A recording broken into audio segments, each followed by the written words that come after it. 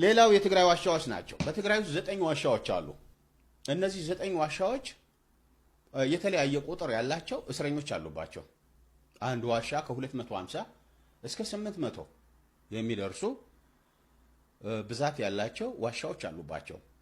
እነዚህ ዋሻዎች በቀድሞ ሰራዊት ውስጥ በትግራይ ውስጥ የሰሩና እነሱ ኢላማ አድርገው የሚመለከቷቸው አንዳንድ ግለሰቦች ለምሳሌ ኮሎኔል ወሪዮን የሚባሉ የመተከል ዞን ፖሊስ አዛዥ የነበሩ ቀደም ሲል ትግራይ ውስጥ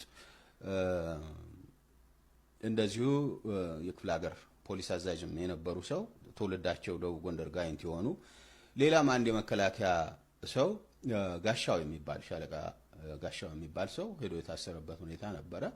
ሌሎችም አሉ በጣም በርካታ ሲቪሎች አሁን ከጎንደር ህብረተሰቡን በማነሳሳት ረገድ የጎላ ሚና አላቸው የሚባሉ ከጎንደር ከወሎ ከራያ አካባቢ እና ከአፋር ተጠልፈው ወደ እነዚህ ዋሻዎች ነው የሚወሰዱት። ወልቃይቶች፣ ማይጸምሪዎች፣ በየዳጃና ሞራዎች፣ ሌሎች አርሶ አደር ሁሉ ሳይቀር ማለት ነው ወደ እነዚህ ዋሻዎች ይወሰዳሉ። ዋሻዎቹ ራሳቸው ማዕከላዊ ናቸው።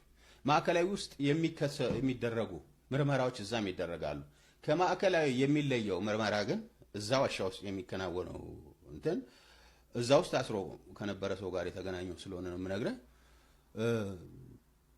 በጣም ሙቀት ነው። ትግራይ ነው፣ በጣም ሙቀት ነው። እንደገና ደግሞ ከተራራ ስር ያለው ዋሻ ነው። ብዙ አየር የማያገኝ ነው። አፈር ላይ ነው የሚተኙት። በአንድ ጎኑ የተኛ እስረኛ ከግርፋቱም በላይ በአንድ ጎኑ የተኛ እስረኛ በሌላ ጎኑ ወይም በጀርባው ወይም በደረቱ እንዲተኛ አይፈቀድለትም። ሲንቀሳቀስ በጥይት ነው የሚመታው። ስለዚህ በአንድ ጎኑ 12 ሰዓት ወይም ከ15 ሰዓት በላይ እንዲተኛ ይገደዳል። በአንድ ጎኑ ብቻ ሲፈቀድላቸው ትእዛዝ ሲሰጥ ብቻ ነው እሺ ሌላ ጎንህን ቀይር ተብሎ አሳሪው ሲፈቅድ ወይም ጎናቸው እንደተጎዳ ሲረጋገጥ። በዚህ ጊዜ ለበርካታ ጊዜ በእንዲህ አይነት ሁኔታ የተኙ ሰዎች ይቆስላል።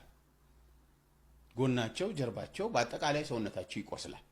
ስለሚቆስል ቁስላቸውና አፈሩ ሲገናኝ ከውስጣቸው የሚወጣው ላብ ደግሞ ሲገናኝ ጭቃ ይፈጥራል፣ ትል ይፈጥራል። ቆዳው በሙሉ በትል ይበላል። እንዲህ አድርገው ያሰቃያሉ። በምድር ላይ እንዲህ አይነት ስቃይ ያለ በዚህ ዘመን የለም። ሂትለር በዚህ መልኩ አይደለም ያሰቃየ። በመሰረቱ በአንድ ጊዜ በመጨረስ ነው። እንዲህ አድርገው ለአመታት ከጥቅም ውጭ አድርገው ከፊሉ ይሞታል። ሲደበደቡትም በእንዲህ አይነቱ ስቃይም ምግብም ስለሌለው የሚፈለገው የፈሰሰው ውሃም ስለማይተካለት ከፊሉ ደግሞ